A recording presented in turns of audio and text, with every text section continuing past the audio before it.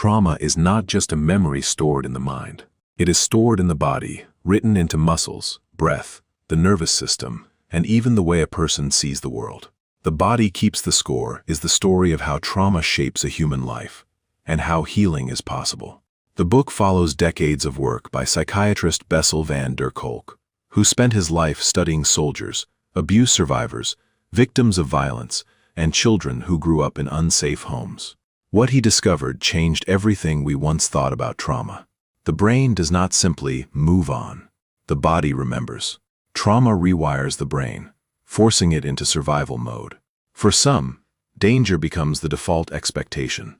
A sudden noise, an expression on someone's face, a smell in the air.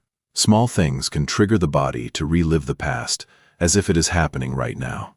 The mind tries to forget, but the body keeps reacting. The book explores how trauma affects attention, memory, relationships, and even identity. It explains why some people become numb, while others feel too much. Why some shut down emotionally, while others live in constant alertness. Trauma is not weakness. It is adaptation, an attempt to survive. But the story doesn't end in pain. The book shows that healing is not only possible, but reachable through approaches that reconnect the mind with the body. Traditional talk therapy helps some people, but trauma often needs more than words. The nervous system needs to feel safe again. Techniques like EMDR, neurofeedback, yoga, breathwork, theater, movement therapy, and safe human connection play powerful roles in recovery. Healing happens when the body learns a new truth. The danger is over. I am safe now. The journey of trauma survivors is not linear. There are setbacks, breakthroughs, and moments of overwhelming emotion. But step by step, the brain and body begin to work together again. Trust becomes possible.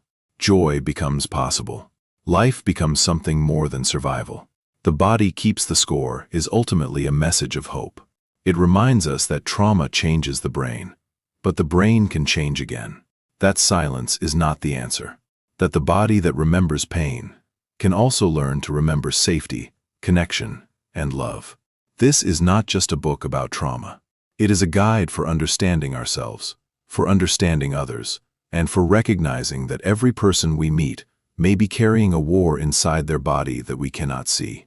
Recovery is real, and the first step is knowing that the pain is not a personal failure. It is an injury, and injuries can heal.